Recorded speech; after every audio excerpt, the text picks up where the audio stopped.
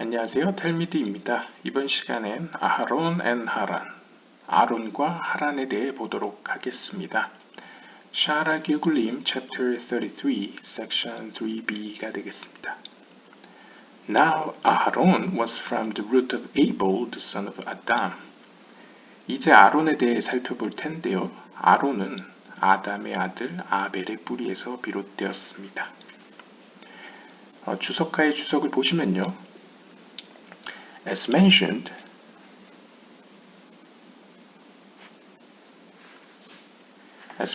he also had a Cain connection and plays part in its rectification. 그러니까 아론은 아벨뿐만 아니라 가인과도 연결이 있었기 때문에 가인의 측면을 고치는데 그러한 어떤 일조를 하였습니다. 즉 아론의 경우에는 가인의 측면도 가지고 있었고 아벨의 부분도 가지고 있었다라고 이해할 수 있겠습니다. The root of Abel divided into many levels of roots, principally two source roots, the roots of Haran and Nahor, the brothers of Abraham. 그리고 아벨의 뿌리를 우리가 수많은 가지들로 나눌 수 있겠는데요.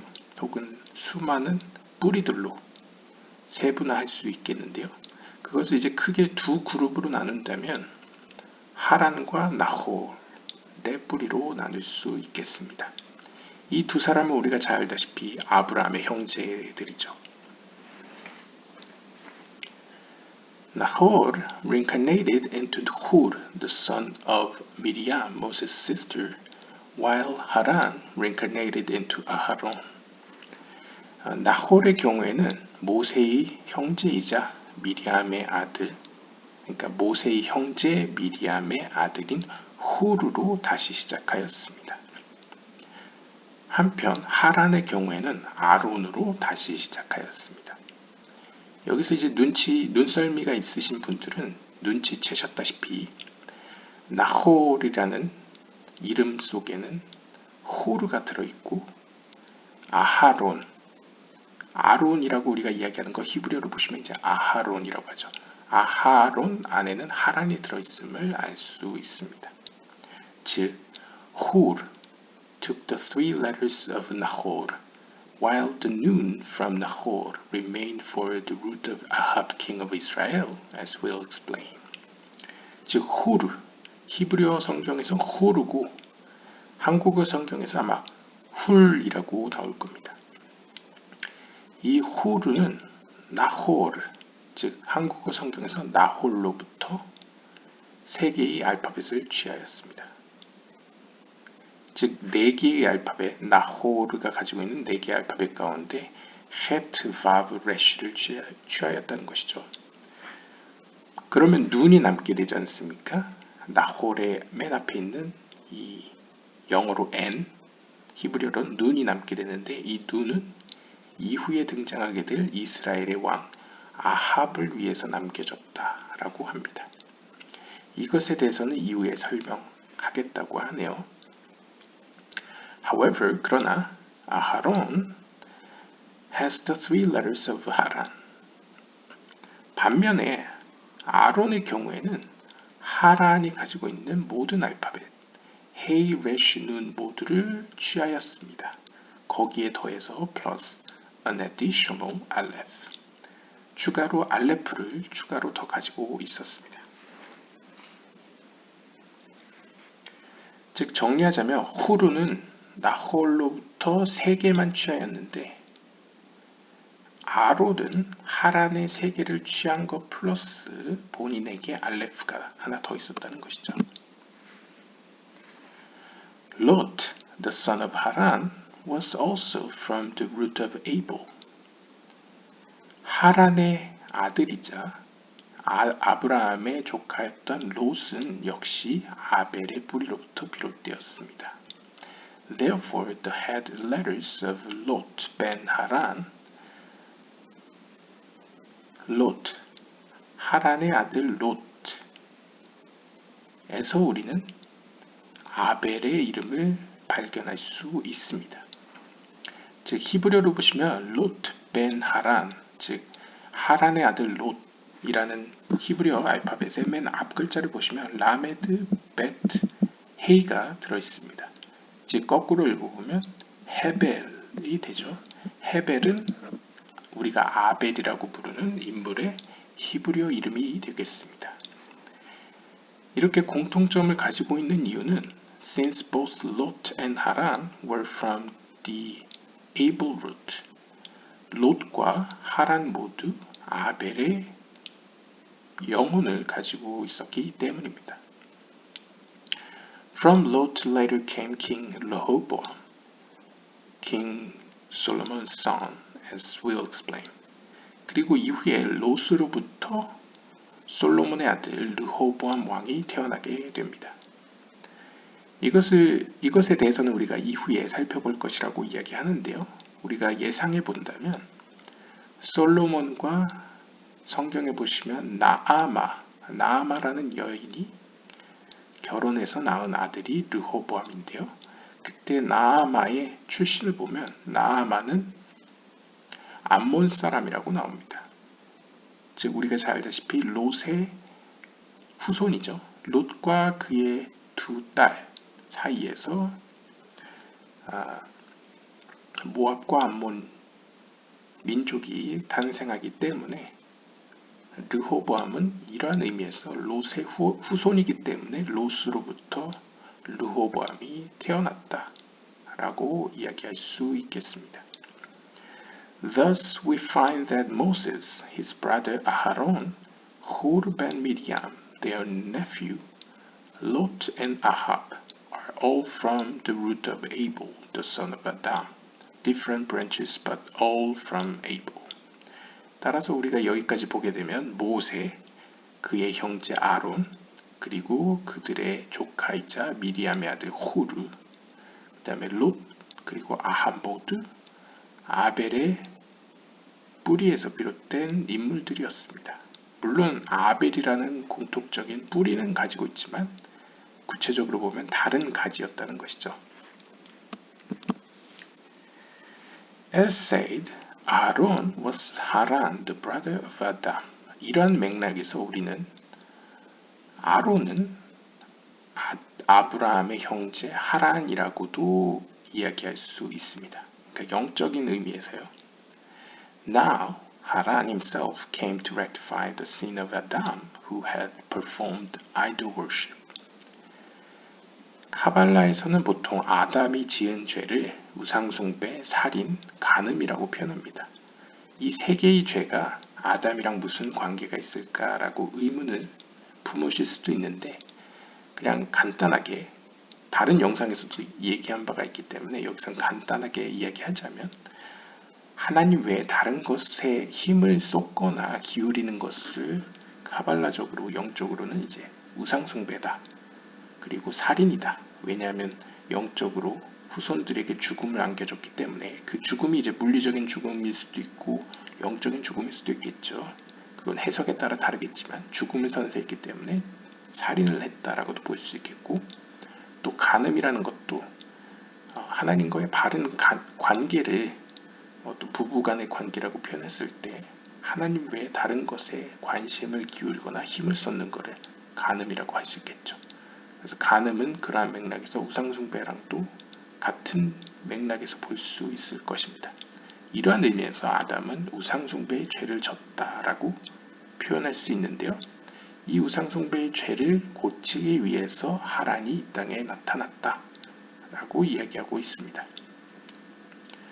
However, 그러나 문제는 not only did he not rectify, 하란은 자신에게 부여된 아담의 우상숭배 죄를 고치지도 못할지언정 but he didn't even believe in God until after Abraham came out of the fiery furnace, as the sages say. 현자들이 이야기하듯 하란은 심지어 아브라함이 화로에서 무사히 나올 때까지도 하나님을 그렇게 믿지 않았습니다. 이거 이제 유대 전승에서 나오는 이야기인데요. 우리가 다니엘 이야기를 잘 아실 겁니다. 다니엘 이야기와 굉장히 유사한데요. 스토리는 대략 이렇습니다. The wicked Nimrod. 님로드라는 왕이 있었습니다.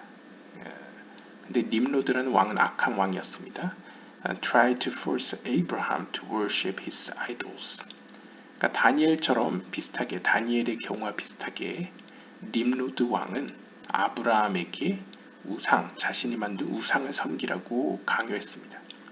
Upon refusal, Nimrod threw him into a fiery furnace, and he came out unscathed. 그래서 다니엘의 경우와 비슷하게, 물론 정확히는 다니엘의 친구들이죠. 다니엘의 친구들이 화로에 던져졌듯이 님로드 왕은 아브라함을 뜨거운 화로 속으로 던졌습니다. 그런데 기적적으로 아브라함은 하나님과의 믿음 가운데, 하나님에 대한 믿음 가운데 상처 없이 화로에서 나오게 되었습니다. They asked Haran on whose side he was, and he aligned himself with Abraham, having seen his salvation. 자, 이때 사람들은 아브라함의 형제 하란에게 묻습니다. 너 아브라함의 형제지 않냐? 너 우리 편이냐? 아브라함 편이냐? 라고 이제 편을 가른 거죠. 그때 하란은 아브라함이 무사히 화로에서 나온 것을 보고, 그가 구원받은 것을 보고 아브라함의 편에 섰습니다. So they threw Haran in, and he died.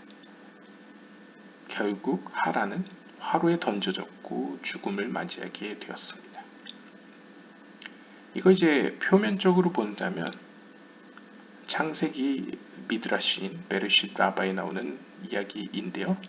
한편으로 본다면 비극적인 최후를 맞이한 것으로 볼 수도 있겠지만, 우리가 카발라나 영적인 의미에서 이 길굴, 우리가 보고 있는 이 샤라 길굴님의 어떤 체계에서 본다면 하란을 통해서 성취하려고 했던 그 고침, 즉 티쿤이 하란의 희생, 물론 자의적으로든 타의적으로든 어쨌든 죽음을 맞이했지 않습니까? 그 희생으로 어느 정도 고쳐졌다라고 우리가 볼 수도 있겠습니다.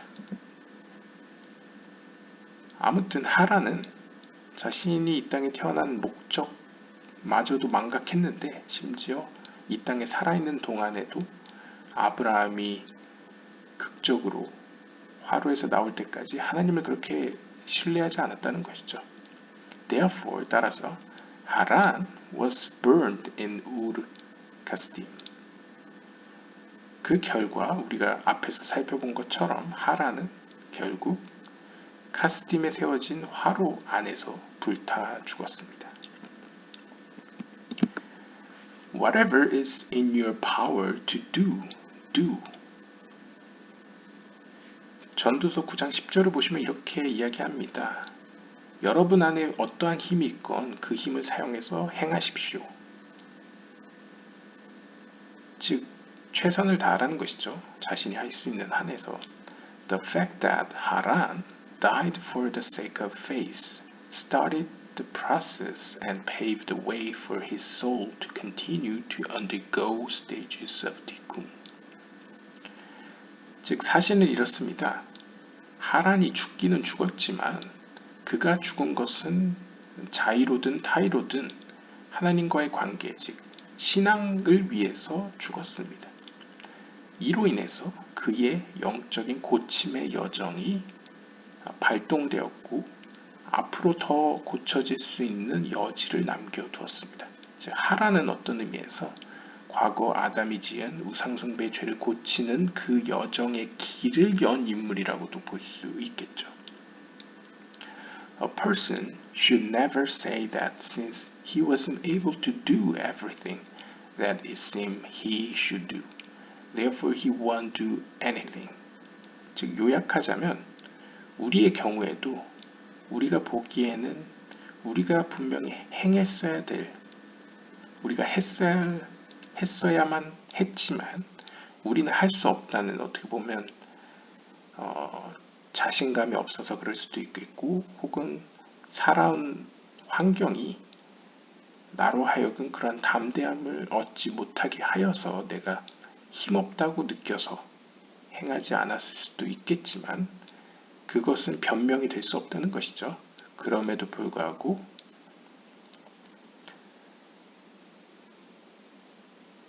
우리는 행해야 된다는 것이죠. 그러니까 전도서 9장 10절에서 이야기하듯 우리가 할 수 있는 한에서 최선을 다해야 된다. 그러니까 할 수 없다는 말을 우리는 해서는 안 된다. 라고 의역해서 제가 설명할 수 있을 것 같습니다. After that, 이후에 he reincarnated into Aharon to rectify the sin. But in the end, he did just the opposite by making the golden calf. 자, 우리가 앞에서 봤다시피 하란의 영혼이 이제 아하론에게 넘겨졌죠. 즉, 제 언어로 표현하자면 하란에게 주신 하나님의 어떤 미션이 아론에게 바톤 터치가 됐다고 볼 수 있겠습니다. 문제는 아론은 이제 아담의 죄를 이제 고쳐야 되는데 문제는 우리가 알다시피 마렵에 아론은 정반대의 행동을 하게 됩니다. 즉 황금 송아지를 자신의 손으로 만들게 되었죠. Really he should have instead sacrificed himself when the mixed multitude came to him and said, Arise and make a god for us. 실제로 하나님께서 아론에게 아마도 원하셨던 모습은 아론이 수많은 대중들 앞에서, 즉 여기서 mixed multitude라는 것은 이스라엘 사람들뿐만 아니라 이집트를 탈출할 때 같이 나온 혼재된 무리들을 의미하는 것입니다. 그래서 이제 아마 이집트인도 있었을 겁니다. 그러니까 하나님의 10가지 재앙을 보고 감복되어서 이제 이스라엘 백성들과 함께 나온 이집트 사람 혹은 셈족 계열의 다른 민족도 있었을 겁니다. 아무튼 그들이 아론에게 와가지고 아론 당신은 일어나서 우리를 위해 신을 만들어 달라라고 요청했을 때 그들의 요청을 거부하고 자기 자신을 희생해서라도 신앙을 지켜야 됐다는 것이죠. 자신의 어떤 믿음을 관철해야 됐다는 것이죠. However, 그러나 he erred. 그는 반대로 실수를 저질렀습니다. Thinking that it was enough that they had already killed Hur, who was also from the root of Abel. 그런데 이것도 아마 유대 전승상 유대인들에게 고대 중세 유대인들에게 잘 알려진 사실이었던 것 같습니다. 아론 이전에 이미 후르가 사람들 손에 의해서 죽임을 당했던 것 같습니다. 그래서 그 사실을 알았던 아론은 이미 아벨의 영적인 뿌리에서 자신과 똑같이 아벨의 뿌리에서 비롯된 후르가 저들의 손에 의해서 죽임을 당했으니 그 희생으로 이미 충분하다라고 생각하여서 그는 죽음을 선택하지 않았다는 것이죠. The intention of Aaron was totally good. He knew that if he would not listen to the people, they would kill him. This alone was not an issue for him. 자, 아론의 이러한 생각, 이러한 의지 그 자체를 우리가 함부로 비판할 수는 없겠습니다. 왜냐하면 탈무드의 이야기 가운데에도 우리가 1인분의 물만 남았을 때 친구를 줄 것인가 자신이 마셔야 되는가 라고 했을 때 자신이 마셔야 된다는 주장이 좀 더 힘을 얻게 되죠. 그 이유는 세상에서 가장 소중한 것은 자신의 생명이기 때문이죠. 물론 그 사례가 여기에 들어맞는다고 이야기할 수 있는지는 잘 모르겠지만 중요한 것은 그냥 이성적으로 봤을 때 혹은 사람들의 상식으로 봤을 때 일반 사람들의 상식으로 봤을 때 자신의 생명을 우선시하는 것을 악이라고 함부로 폄하할 수는 없다는 것이죠. 그래서 아론의 이러한 생각 혹은 의지는 존중되어야 된다. 온전히 선이라고 우리가 평가할 수 있다는 것이죠. 그리고 누가 보아도 아론 스스로가 보더라도 만약 그 대중들의, 즉 mixed multitude, 그 혼재된 사람들의 소리에 귀 기울이지 않았더라면 아마 아론은 죽임을 당했을 것입니다. 이러한 사건은 비단 아론에게 펼쳐지는 것이 아니죠. 아론 외에 누군가가 그 앞에 섰다 하더라도 사람들의 말을 무시하기란 굉장히 어려웠을 것입니다. However, 그러나 he was concerned that because of this, God would destroy the people in accordance with the principle that God is more exacting about the honor of Zedekim than of his own. 그러나 조아르서 3권의 어떤 컨셉에 비추어 보았을 때에 이러한 상상도 할 수 있을 것 같습니다.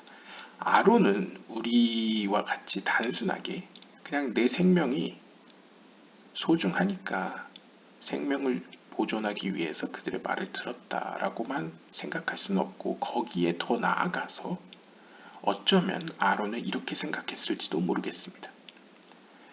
비록 말로는 내가 저 사람들의 말을 듣지만 나는 영적인 원리상 하나님께서는 하나님 당신의 명예보다도 당신의 종들인 의인들의 명예를 더 소중히 여기신다 라는 원리에 입각해 보았을 때에 저런 무지한 주장을 하는 사람들을 하나님께서는 벌하실 것이다. 즉, 저 사람들을 하나님께서는 멸망시키실 것이다 라고 예상하고 그들의 말을 겉으로나마 따르기로 결정했다는 것이죠. 이러한 견해도 가능할 것이라는 것이죠. Nonetheless, 그러나 there was some aspect of this that was considered a lack on the part of Aaron. Adam's original mistake planted in events a strange scenario that, at times, no matter what a person might do, things cannot be completely good. 요약하자면, 그러나 사실 여기서 아론이 미처 생각지도 못한 부분이 있었다는 것을 우리는 알 수 있습니다. 일단 결과론적으로 본다면 아론의 생각과 다르게 이 혼재된 사람들은 바로 벌을 받지는 않죠. 좀 더 시간이 더 경과되게 됩니다. 그리고 이러한 사건이 벌어지게 된 아담의 최초의 죄 혹은 최초의 미스테이크, 실수 역시도 아론이 생각한 시나리오대로 흘러가지 않는 방향으로 이끌게 된 부분이 있는 것 같습니다. 더 단순하게 의역을 하자면요. 아담의 죄가 없었다면 굉장히 공명정대하게 눈에 누가 보더라도 혼란스럽지 않을 정도로 원인과 결과가 인과론이 뚜렷하게 원리가 작용했을 것이라는 거죠. 즉 하나님 당신의 명예보다도 의인들의 명예가 더 우선될 것이다 는 것이 예상이 적중했을지도 모르겠습니다. 근데 문제는 세상은 그렇게 단순하지 않죠. 즉 세상의 어떤 원리들은 cannot be completely good. 선하다고 보여지는, 즉 선하다는 건 하나님의 뜻이라는 거죠. 하나님의 뜻이라고 보여지는 것도 현상은 전혀 그렇지 않게 흘러가거나 혹은 하나님의 그 뜻이 굉장히 시간이 흐른 뒤에 일어나는 경우가 현실에선 있다는 것이죠. 그 이유는 아담이 지은 최초의 죄로 인해서 모든 시나리오가 꼬였다는 것이죠. 인과론이 정확히 들어맞지 않게 되었다라고 볼 수 있겠습니다. Moreover, 게다가 he might have to suffer consequences. This seems unfair, but life is not meant to be fair. 게다가 문제는 그 결과들에 대해서 우리가 지은 죄나 실수에 따른 그 결과는 달게 받을 수 있겠으나 아담이라는 자신의 만나보지도 못한 어떤 조상이 지은 죄의 결과를 우리가 그 결과에 대한 고통을 우리가 받아야 된다는 것이죠. 얼핏 보기에 이것은 굉장히 불공평해 보입니다. 하지만 현실은 삶이 그러한 것을 우리가 어떻게 할 수 없다는 것이죠. We are here to fix things. 게다가 우리가 이 땅에 존재하는 이유는 그것들을 고치라고 이 땅에 보내졌다는 사실을 기억해 볼 필요가 있겠습니다. A repairman who is sent to fix a stove does not question why the stove broke or why he is sent to fix it. He knows that his purpose is simply to do his job and make the repair. 즉 요약하면 이런 말이죠. 어떤 주인이 수리공을 불러서 뭔가를 고치라고 명령을 내렸습니다. 혹은 부탁을 하였습니다. 그러면 그 수리공은 가령 그 수리할 대상이 우리가 스토브, 어떤 화덕이라고 했을 때 그 화덕을 고치는 수리공은 그냥 자신의 일을 하면 되는 것입니다. 왜 이 스토브가 부서졌고 고장이 났고 어째서 하필이면 내가 보내졌는지에 대해서 굳이 물을 필요가 없다는 것이죠. 물론 그걸 묻는 것이 어떻게 보면 철학이라고 할 수 있겠죠. 왜 나는 여기에 태어났고 나는 무엇을 위해서 이 땅에 보내졌는가. 이건 굉장히 중요한 철학적 질문이고 삶을 풍요롭게 하는 데 필요한 질문이라고 생각합니다. 하지만 우리가 이제 굉장히 그냥 실질적으로 우리가 삶을 살아가는데 그냥 단순히 삶을 살아가는데 그리고 영적인 세계가 돌아가도록 하는 데 있어서는 왜라는 질문은 기능적으로는 그렇게 중요하지 않다는 것이죠. 수리공으로서는 고치는 일 그 자체가 중요하다는 것이죠. 그래서 수리공의 목적은 단순히 고치는 것이기 때문에 자신의 일을 하는 것으로 충분하다.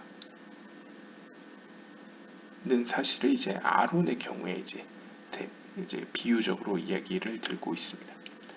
Each soul is a repairman of some part of existence and is sent in certain places, situations to rectify sparks of the original sin, according to their soul root and according part in it. 즉 요약하자면 아론의 경우나 혹은 수리공의 경우처럼 모든 영혼들은 일종의 어떠한 즉 최초의 죄를 고치기 위해서 특정한 공간이나 혹은 특정한 상황에 보내진다는 것이죠. 이때 보내지게 된 이유는 하나님이 생각하기에 그 영혼이 그 상황에 적절하기 때문이라고 판단했거나 혹은 그 인격이 혹은 그 인성이 품성이 그 상황이나 그 장소에 맞다고 생각하셨기 때문에 보내졌을 수도 있습니다. 이유는 여러 개일 수 있겠죠. 따라서 굉장히 종교적으로 신학적으로 본다면 우리는 왜 이렇게 불합리한 상황에 혹은 장소에 놓이게 되었느냐, 왜 이러한 배경에서 태어나게 되었느냐에 대해서는 알 수 없다는 게 진리일 것 같습니다. 물론 질문할 수 있지만 궁극적으로 우리가 명쾌하게 알 수는 없겠죠. 하지만 보내진 데에는 다 이유가 있다, 목적이 있다 정도로 요약할 수 있을 것 같습니다. This is the ultimate cause of all seemingly impossible circumstances. 따라서 이걸 제가 의역을 하자면 바로 이러한 이유 때문에 우리가 보기에는 우리의 눈으로 보기에는 전혀 불가능한 것 같은 상황에 우리가 놓이게 되는 궁극적인 원인이 바로 여기에 있다라고 볼 수 있겠습니다. 즉 우리가 살면서 왜 내가 이 자리에 있을까 혹은 왜 내가 이러한 상황에 놓여 있을까 이러한 배경 가운데 왜 내가 태어났을까? 그 이유는 바로 앞에서 설명한 것처럼 무언가를 고치기 위해서, 무언가를 회복시키기 위해서 하나님께서 우리를 거기에 보내셨다라는 것이죠. This is the secret of, and he built an altar before him, which the sages interpret to mean that he built an altar as a result of the one slaughtered before him, that is Hur. 출애굽기 32장 5절에 보시면 그리고 그는 그의 앞에 한 제단을 세웠습니다 라고 기록되어 있는데요. 이에 대해서 현자들은 해석하기를 아론은 자신 이전에 사람들에게 죽임을 당한 후르 때문에 한 제단을 세웠다 라고 해석했다고 합니다. Thus he didn't stop them and sacrificed himself instead, and sinned as a result. This was not rectified until Uriah the priest, as we'll explain later.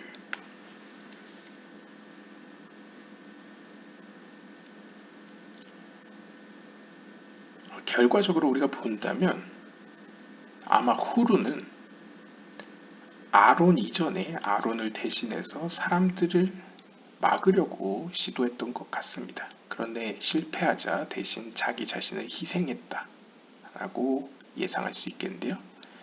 그 결과 아론이 아니라 후르가 대신 죽게 되는 결과로 인해서 큰 의미에서는 sinned as a result, 그 결과로 죄가 생겨났다라고 볼 수 있겠죠. 즉 죄라는 것은 다른 게 아니고 하나님의 뜻에서 벗어났다 혹은 왜곡되었다 정도로 보일 수 있을 것 같습니다. 물론 큰 틀에서는 하나님의 의지는 계속 실현돼 가겠지만 어떻게 보면 하나님의 본래 계획에서 벗어난 길로 이어졌다 이렇게 볼 수 있겠죠. 이러한 문제, 그러니까 여기서 죄라고 표현해서 우리가 이제 이해가 잘 안 될 수 있지만 좀 더 순화된 표현으로 이야기한다면 이제 실수 혹은 문제라고 할 수 있겠죠. 이러한 실수나 문제는 결국 이후에 제사장 우리아에 의해서 고쳐지게 될 것입니다. 이에 대해서는 이후에 우리가 살펴볼 것이라고 이야기하네요. However, 그러나 prior to this, 이전에 he reincarnated into Yabetz the judge. 그는 사사 야베스로 다시 시작하게 되었습니다. He sinned then as well, constantly making vows, as the sages say on the verse. Yabetz called out to the God of Israel, saying, "If you will bless me." 한때 이제 기독교 쪽에서 유행했던 혹은 유명했던 게 이제 야베스의 기도문이죠. 그 야베스를 이야기하는데요. 유대 전승에서는 이 야베스를 사사로 봅니다. 그래서 어떤 랍비의 경우에는 이제 야베스를 사사기에 나오는 오스니엘, 글쎄요, 한국어 성경에 어떻게 써 있을지 모르겠지만 오스니엘 혹은 오트니엘이라고 써 있을 것 같은데요. 하여튼 오스니엘이라는 사사를 이제 야베스와 동일시하는 랍비도 있는 것 같았습니다. 아무튼 이 아론은 이제 야베스, 사사 야베스로 다시 시작을 하게 되었는데요. 이때도 마찬가지로 죄를 짓게 되었습니다. 즉 고침을 완성시키지 못했다는 것이죠. 왜냐하면 이 야베스는 너무나도 많은 맹세를 하나님 앞에 했다고 합니다. 이러한 사실을 이제 역대기상 4장 10절에 나오는 만약 당신께서 나를 축복하신다면 이라는 이제 구절을 인용구로 가지고 오고 있는데요. 우리가 보통 이제 야베스의 기도문으로 해석하는 이제 한국어 성경 같은 걸 보시면 하나님께 이제 이렇게 하소서라고 이제 요청하는 기도문으로 아마 번역이 되어 있을 텐데요. 거기서는 이제 히브리어 원문을 이제 히브리어를 이제 현대 히브리어라도 이제 아시는 분은 아시다시피 첫 문장이 이제 임이라고 써 있습니다. 임으로 시작하죠. 그래서 그 임을 아마 한국어 성경은 오 이제 감탄문으로 이제 해석을 한 것 같습니다. 제 생각에. 근데 현대 히브리어적으로 이제 해석하더라도 이 임을 영어 if로 해석을 할 수 있거든요. 그래서 if로 해석을 하게 되면 이런 거죠.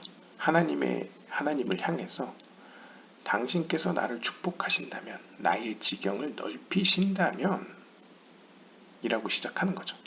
물론 이제 야베스의 기도문, 성경에 나오는 기도문에서는 하나님 당신께서 뭐뭐 하신다면 이래서 조건문만 나오고 뒤에 나는 뭘 할 겁니다 라는 이제 맹세는 등장하지 않습니다. 그래서 이제 기도문이 미완성으로 우리에게 전해져 있는 것으로 볼 수 있겠죠. 근데 이제 이제 히브리어가 익숙했던 이제 랍비들이 볼 때에는 맹세의 앞문장이 양식을 띠고 있었다는 것이죠. 그래서 거기에서 기인해서 아마도 이제 현자들은 이 야베스가 지은 죄가 하나님 앞에서 너무나 많은 맹세를 하였다. 그리고 아마도 그 맹세의 모두를 지키지 못했던 것으로 보여집니다. 그래서 아마 죄를 진 것으로 유대 전승에선 내려오고 있는 것으로 보여집니다. Therefore, 따라서 he reincarnated into Tola, the son of Pua, the judge. 따라서 야베스는 이후에 푸아의 아들 톨라라는 또 다른 사사로 다시 시작하게 됩니다. He was called Tola after Tolaa. 이제 히브리어로 톨라아라고 하면 이제 현대 히브리어에서 이제 지렁이를 표현할 때도 쓰고요. 혹은 이제 애벌레를 톨라라고도 하죠. 아무튼 기어다니는 벌레를 이제 톨라라고 표현할 수 있겠습니다. 즉 푸아의 아들 톨라라는 사사의 이름을 우리가 해석해 보면 기어다니는 벌레라는 의미를 가지고 있는데요. Whose strength is in its mouth. 그 이유는 그의 입에서 나오는 힘과 관련되어 있다고 합니다. 즉 여기서 말하는 애벌레, 기어다니는 벌레라는 것은 The silkworm weaves its silk from his mouth. 미드라시에 따르면 우리 한국어로는 누에 벌레랑 연관시킨 것이죠.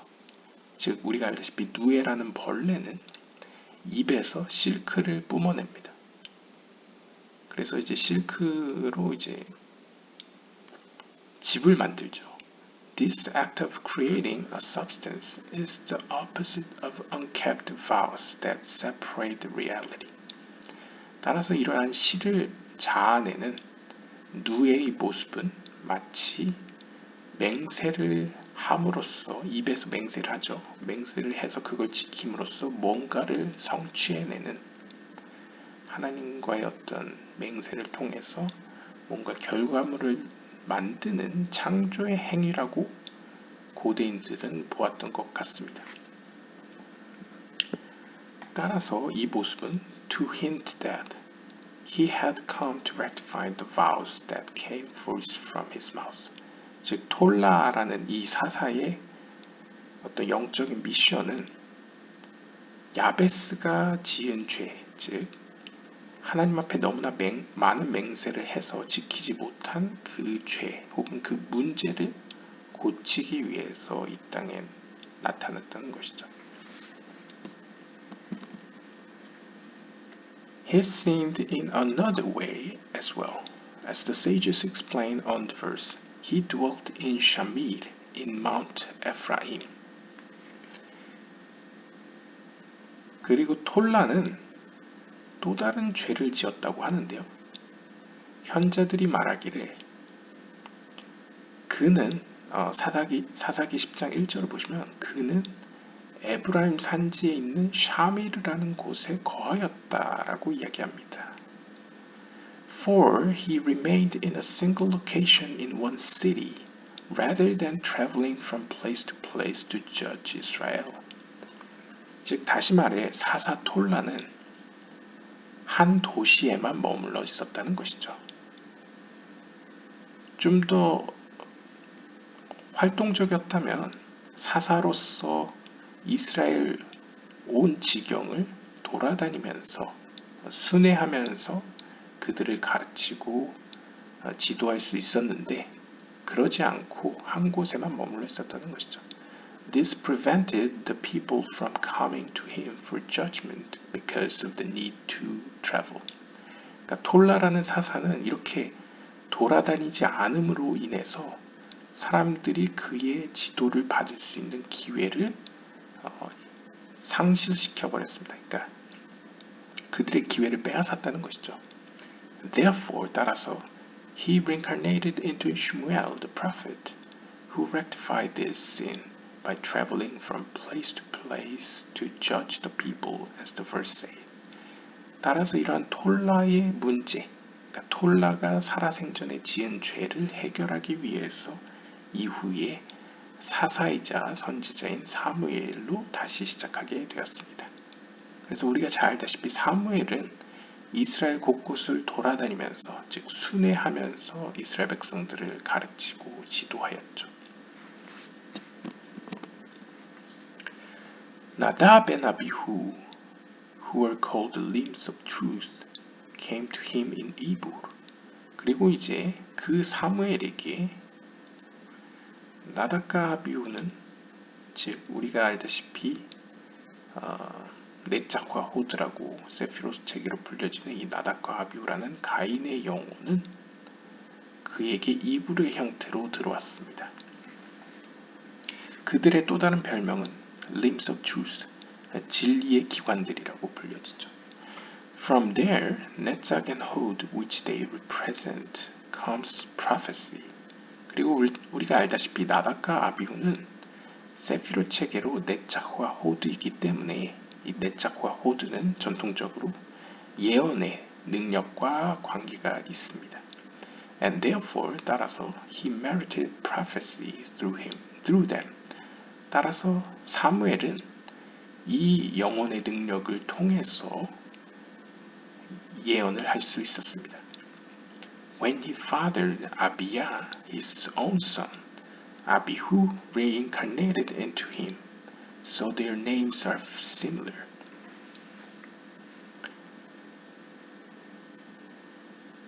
그리고 재밌게도 사무엘의 두 아들이 있는데요. 그 두 아들의 이름을 보시면 아마 제 기억에 나답과 아비야일 것입니다.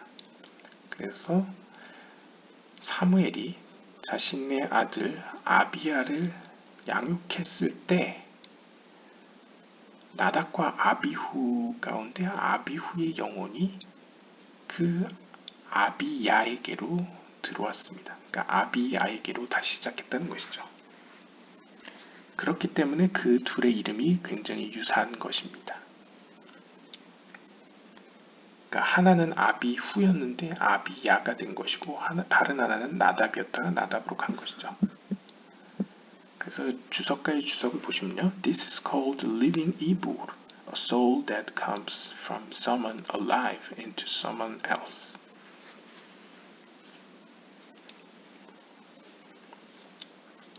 이러한 유형의 영적인 전가 혹은 영혼의 이동은 살아있는 이불이라고 불려집니다. 왜냐하면 영혼이 둘 다 살아있는데 한쪽에서 다른 한쪽으로 갔기 때문이죠. 왜냐하면 우리가 알다시피 나답과 아비후의 영혼이 사무엘 속에 이불의 형태로 즉 후천적으로 임해졌죠.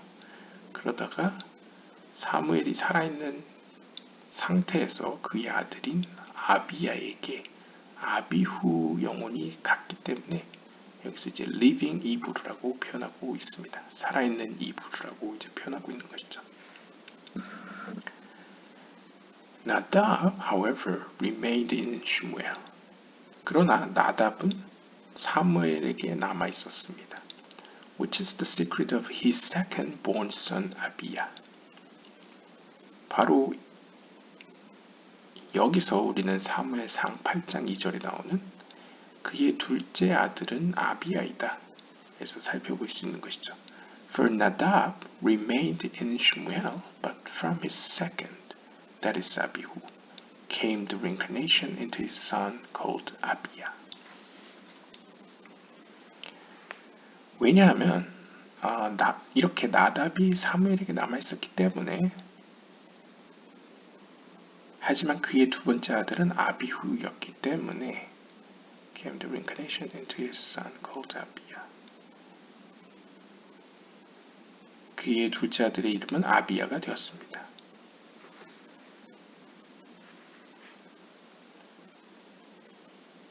저도 100% 이해한 건 아니지만 사무엘에게는 그냥 단순하게 직역을 하면 사무엘에게는 나답이 남아있었고 사무엘에게 있었던 아비후의 영혼은 둘째 아들인 아비야에게로 갔기 때문에 이렇게 본문에서 이렇게 표현한다는 것이죠. The limbs represent the Sphirot. 여기서 우리가 limbs of truth, 진리의 신체 기관 혹은 신체 부위라고 표현한 것은 여기서 신체 부위라는 것은 통상적으로 세피롯을 의미하는 것입니다. They are all truthful. 그리고 이 네차흐와 호드라는 두 개의 세피롯은 하나님과의 신뢰관계, 즉 신실함과 관계가 있습니다.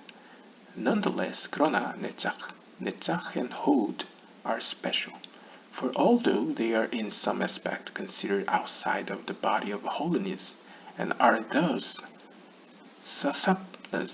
susceptible to the klipot, which are called sheker, falsehood, they remain truthful.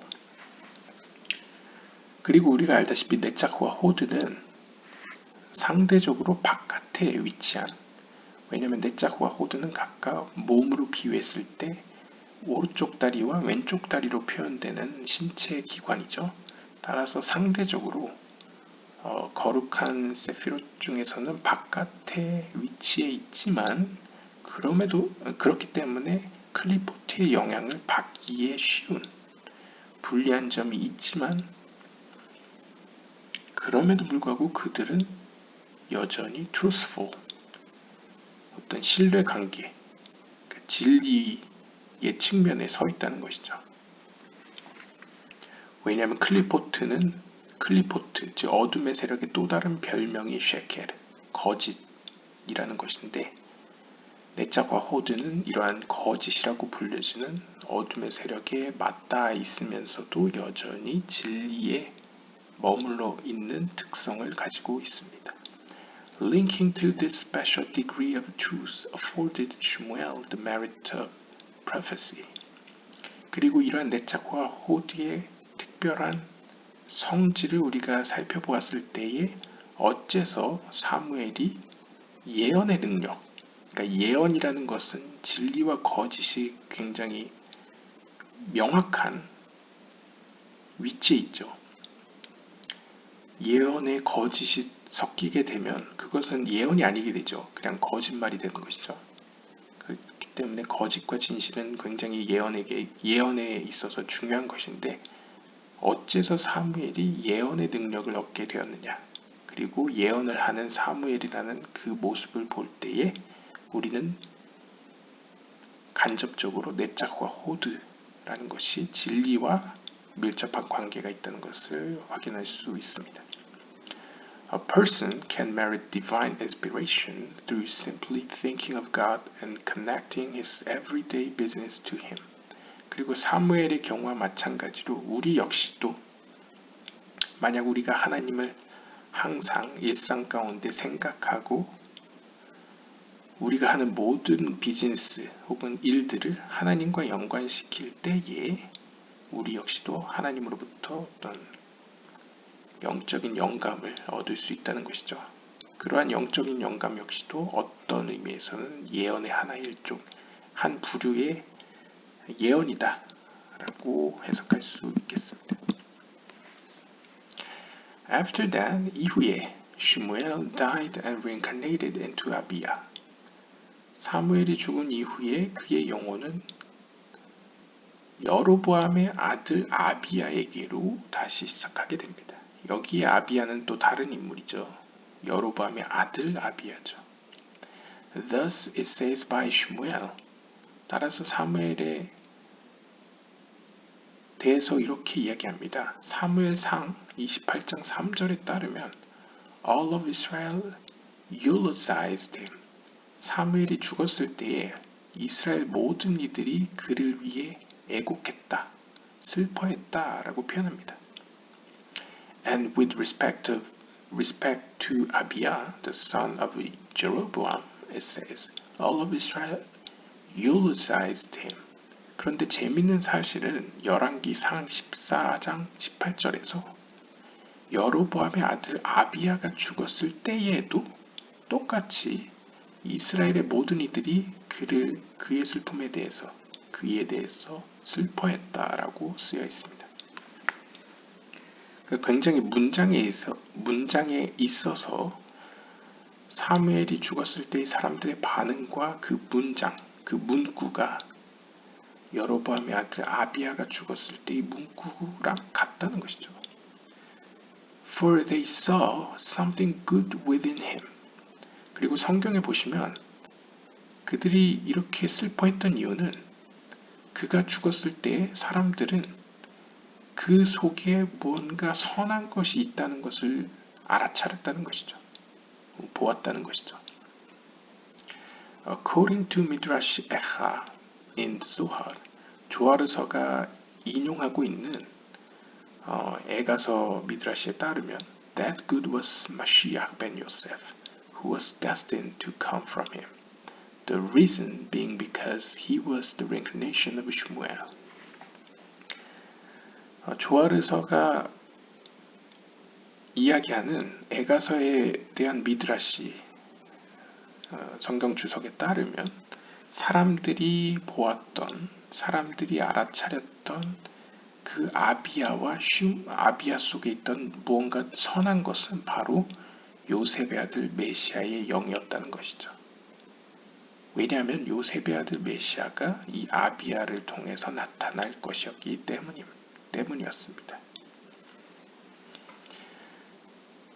이것이 가능했던 이유는 바로 이 아비야가, 여로보암의 아들 아비야가 영적으로 사무엘로부터 비롯되었기 때문이죠. 그러니까 사무엘의 영이 이제 요셉의 아들 메시아였다고 볼 수 있겠고요. 그 영이 또한 아비야에게로 이어졌다는 것이죠. 여기서 다시 한번 우리가 생각해 볼 수 있는 것은 우리가 가발라에서 그리고 유대 전승, 신비 전승에서 이제 메시아가 크게 두 부류의 모습을 보이죠. 하나는 다윗의 아들 메시아, 그 다음에 요셉의 아들 메시아가 있겠습니다. 근데 특별히 요셉의 아들 메시아는 뭔가 악과 싸우고 희생당하는 모습 혹은 특징을 많이 보여줍니다. 여기서도 보시면 이제 사무엘도 죽는 장면이 나오고 여로보암의 아들도 죽는 장면이 나오죠. 그런 어떤 죽음 혹은 고통과 연관이 있는 모습을 보여주고 있고요. 그 다음에 또 다른 특징은 표면적으로 어떤 현자들의 전승 가운데 하나로서 도대체 여로보암의 아들 아비야가 무슨 선한 일을 했느냐에 대한 이제 질문에 대해서 어떤 현자의 어떤 썰에 따르면 이 여로보암의 아들 아비야는 당시에 자신의 아버지 여로보암의 정책상 이스라엘 사람들이 예루살렘 성전으로 순례가는 것을 막기 위해서 이스라엘과 북이스라엘과 남유다 사이의 국경선에다가 이제 병사들을 배치했다고 합니다. 그런데 이 여로보암의 아들 아비야, 즉 왕자죠. 왕자 아비야가 담대하게 순례길을 방해하는 병사들을 물렀다, 철수시켰다. 그것이 그가 행한 선행이었다 라고 이제 썰로 푼 경우도 있고요. 아니면 아비야 본인이 아버지의 그런 명령에도 불구하고 예루살렘 성전으로 순례를 갔다 왔다. 그렇기 때문에 또 아비야가 그러한 행동에 있어서 선한 행동을 하였다. 그게 이제 사람들에게 기억되었다라고 설명하는 어떤 랍비도 있었던 것 같습니다. 근데 표면적으로는 일단 그렇고 조아르서의 설명에 따르면 사무엘과 아비야 모두에게 요셉의 아들 메시아의 영혼이 있었다는 것이죠. 그렇기 때문에 사람들이 그들이 죽었을 때 슬퍼했다라고 설명하고 있습니다. 주석을 보시면요. 창세기 1장 3절은 이렇게 이야기합니다. And God saw the light that it was good. 하나님께서는 그 빛을 보셨고 그 빛을 좋다고 여기셨습니다. 흔히 이제 보기에 좋았더라 라고 한국어 성경은 번역하고 있죠. That it is good to hide. 그런데 여기서 이제 주석가의 주석에 따르면 하나님께서 보기에 그 빛을 보시고 보기에 좋았다라는 의미는 좀 더 나아가자면 숨기기에 좋았다 혹은 숨길 정도로 좋았다라고 해석할 수 있겠습니다.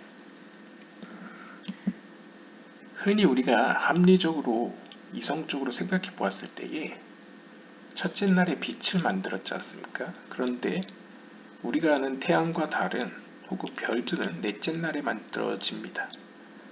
따라서 첫째 날에 만들어진 빛은 무엇이냐라는 질문을 던질 수 있겠죠.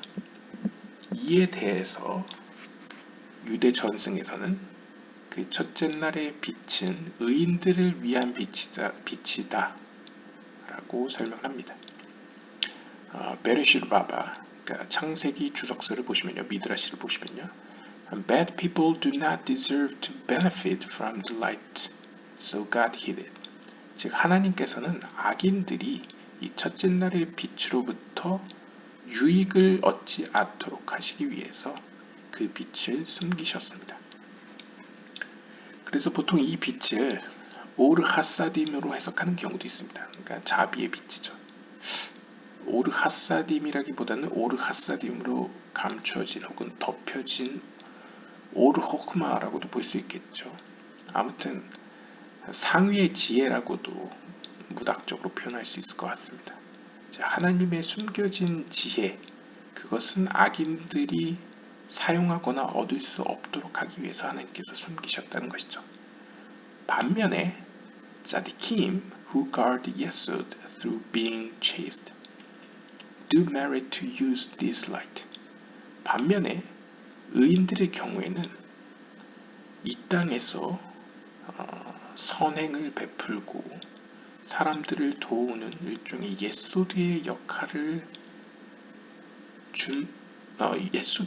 수행하고 있기 때문에 이러한 의인들은 이 빛을 누릴 수 있는 자격을 얻게 됩니다. 그래서 every day some revelation of it shines to their awareness. 따라서 의인들의 경우에는 매일매일의 삶 가운데서 그러한 지혜를 얻을 수 있다는 것이죠. 그러한 첫 번째 빛과 같은 상위의 지혜가 하나님께서 숨겨놓으신 보물 혹은 숨겨진 지혜가 매일매일 일상 가운데 그들 앞에 계시된다는 것이죠. 그러니까 밝혀진다는 것이죠. He hid it in Yesod, the Sphira of Joseph. 그리고 하나님께서는 바로 이러한 의미, 이러한 맥락 가운데에서 이 첫 번째 빛, 즉 이러한 상위의 지혜를 예소드 가운데 숨기셨습니다. 그리고 그 예소드는 우리가 바르주프로 요셉이라고도 표현하죠. 즉 요셉이라는 인물을 이제 예소드에 대응시키기도 합니다. It is thus to be revealed by Mashiach ben Yosef. 그리고 그러한 하나님의 숨기신 지혜, 빛, 그리고 예소드, 그리고 요셉이라는 이러한 상징성들을 하나로 엮어내면 드디어 우리는 요셉의 아들 메시아라는 그 의미를 이해할 수 있을 것입니다. Yesod is the sephirah of the connection between above and below. 예소드라는 세피라를 살펴보면 이 세피라의 특징은 위와 아래를 연결시키는 세피라입니다. A new level of this connection is revealed at the time of death, when the soul departs above.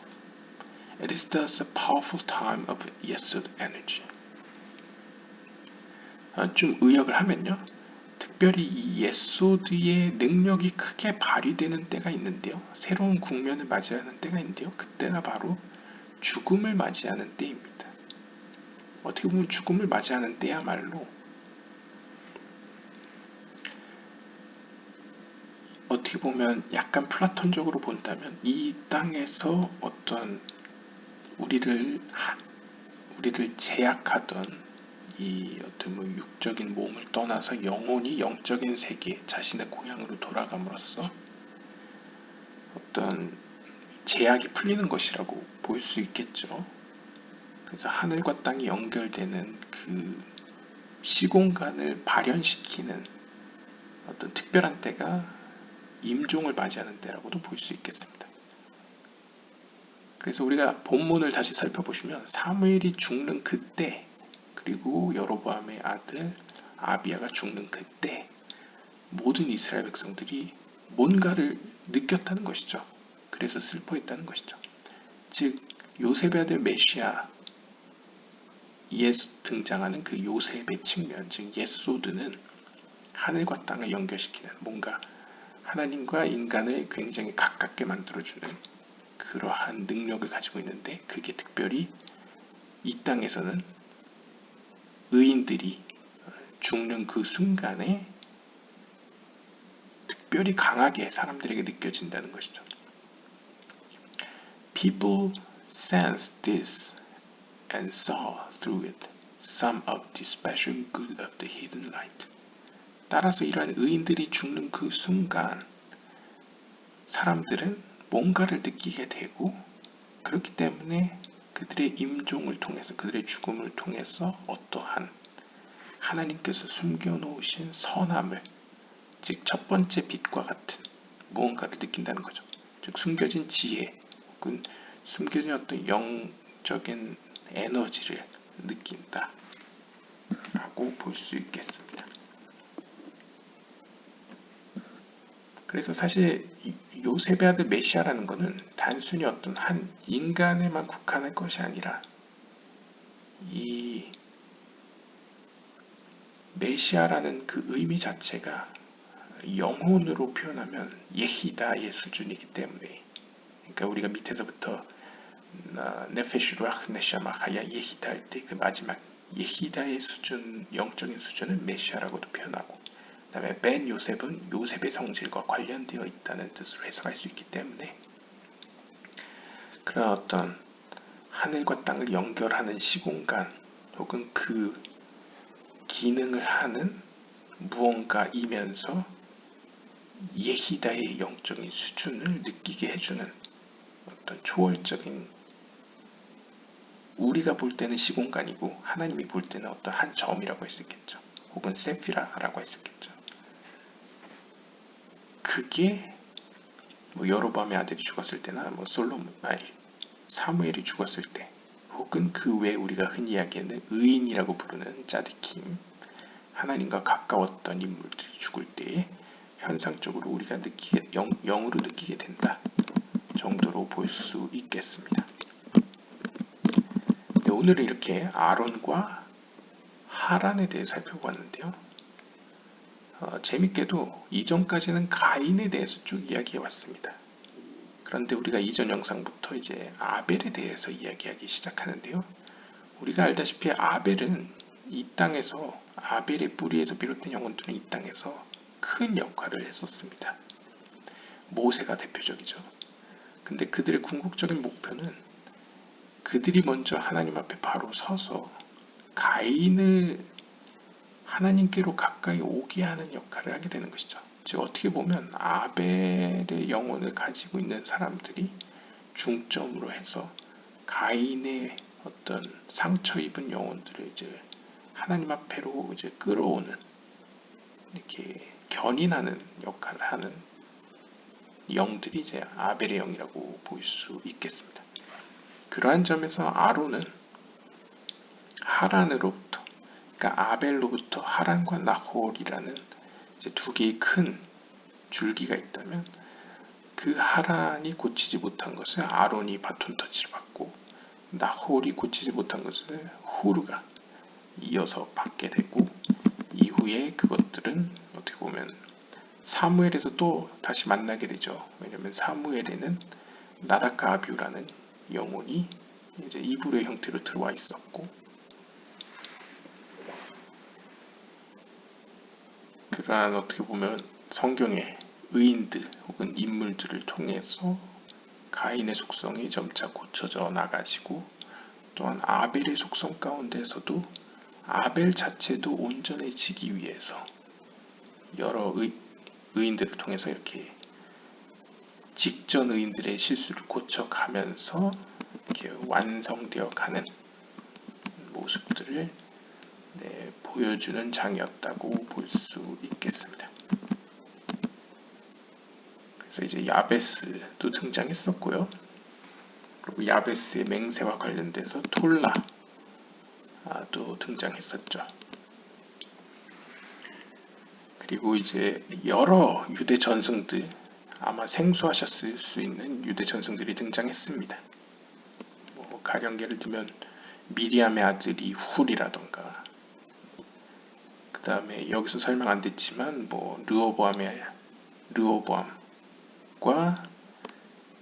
그런 롯의 관계, 그리고 다니엘의 친구들의 경우와 마찬가지로 아브라함 역시도 림로드 왕에 의해서 화로에 던져진 적이 있었다. 그리고 아브라함은 살아서 나왔는데 그의 형제인 하란은 이제 불타 죽은 사건이 있었다. 이런 이야기들이 있었고요. 그 다음에 이제 사무엘의 아들 아비야, 그리고 여로보암의 아들 아비야, 이런 동명이인에 대해서도 살펴보는 시간이었습니다. 그리고 사무엘과 여로보암의 아들 아비야의 죽음에 대해서 똑같이 이스라엘 백성들이 슬퍼했고, 그 둘 다 마시아 벤 요셉의 영, 요셉의 아들 메시아의 영을 가지고 있었다라는 이야기를 살펴보았습니다. 오늘은 여기까지 보도록 하겠습니다. 감사합니다.